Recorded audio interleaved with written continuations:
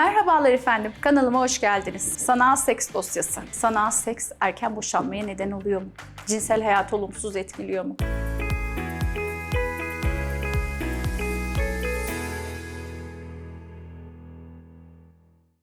Bir kere sanal seksi kimler yapıyorlar? Sosyal fobileri olan, içe dönük insanlar daha çok sanal seksi tercih ediyorlar. İnternet aslında hayatımızın her yerinde, her alanında, işte sekste bile kullanılır oldu. Sanal seks uzun vadede cinsel sorunlara yol açıyor. Teknolojiyi hayatımızın artık vazgeçilmez bir parçası aldık, monte ettik. 7'den 77'ye artık herkes kullanıyor. Ama cinselliği sanal boyutta yaşamak çok da kabul edilir bir şey değil.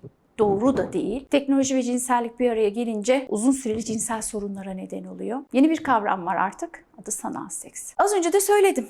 İçe dönük insanlardır. Bu insanlar kendilerini açıklamakta, ifade etmekte güçlük çeken, kendilerini ortaya koyamayan, sosyal fobileri olan, eleştirilmeye dayanamayan kişiler. Bazen de performans kaygılarından dolayı sanal ortamda kendilerini rahat ifade edebildikleri için yapıyorlar. İnsanlar sanal seksi niye tercih ediyorlar? Birçok sebebi var. Daha çok da erkekler yapıyorlar bunu ama kadınlarda var mı? Var. Sonuçta tek taraflı olan bir şey değil. Sosyal kaygı dedik. Çekingenlik, utangaçlık, cinsel bilgi eksikliği, cinsel deneyim eksikliği, işte partnerini, eşini memnun edemediği için sanal sekste deneyim kazanıp kendini tatmin etmesi, boşlukta hissetme, dikkatini dağıtmak için, sorumluluklarından uzaklaşmak için, fantezi dünyasını genişletmek için, işte stresinden, sıkıntıdan kurtulmak için ya da içinde bir cinsel canavar var, onu uyandırmak için ya da reel ilişkilere göre bekarlar yaparlar bunu daha çok.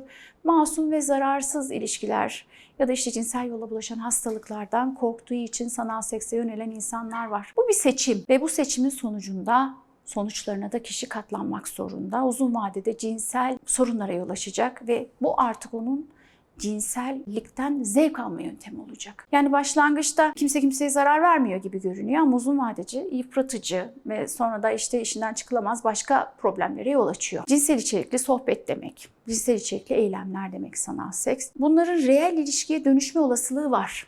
Ve büyük ölçüde dönüşüyorlar. Başlangıçta masum, zararsız görünüyor. Sonra kişiyi aslında sıkıntıya sokabilir. Kişiden hayal kırıklığına maruz kalabilir. Kendini göstermek istemediği halde göstermek zorunda kalabilir. Çünkü insanlar sohbette kendini göstermek istediğinden çok farklı gösterirler. Karşıda işte böyle gördüğünüz insanlar aynı insanlar olmayabilir. Hastalık kapma riskiniz vardır. Sanal seks yapınca partnerinizi, eşinizi aldatmıyor değilsiniz. Yine aldatıyorsunuz. Şantaja uğrayabilirsiniz. Hırsızlığa uğrayabilirsiniz. Çok abartılı cinsel deneyimler sonrası gerçek cinsellikte yalancı bir tatmin yaşayabilirsiniz. Sonra pişman olabilirsiniz. Sürekli içinizi bir sıkıntı kaplar, huzursuz hissedersiniz. Eşiniz öğrenir, aileniz öğrenir, ilişkilerinize, sosyal ilişkilerinize zarar verebilir. Ve hatta sanal seks ortamında tanıdıklarınızla karşılaşabilirsiniz. Yani bir sürü risk barındırıyor gördüğümüz gibi.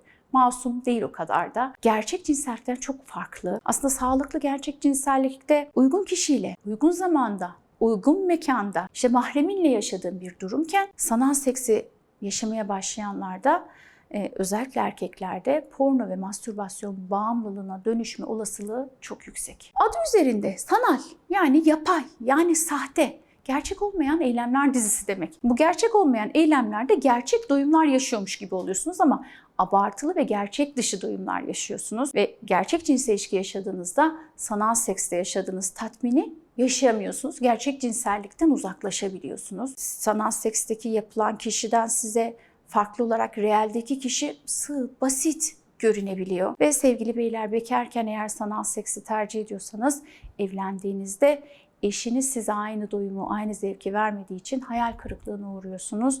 Mutsuzlukla başlıyorsunuz evliliğinizde. O ekranın arkasındaki kişi gerçek değil. Ve gerçekte de öyle değil. Bilgisayar başında tatmin olma yaşadıkça eşlerinizle birlikte olmak istemeyeceksiniz. Gitgide eşlerinizden uzaklaşmaya, sanal dünyayı tercih etmeye başlayacaksınız. Hem uzun vadede kadında hem de erkeklerde cinsel sorunlar olacak. Bu kaçınılmaz.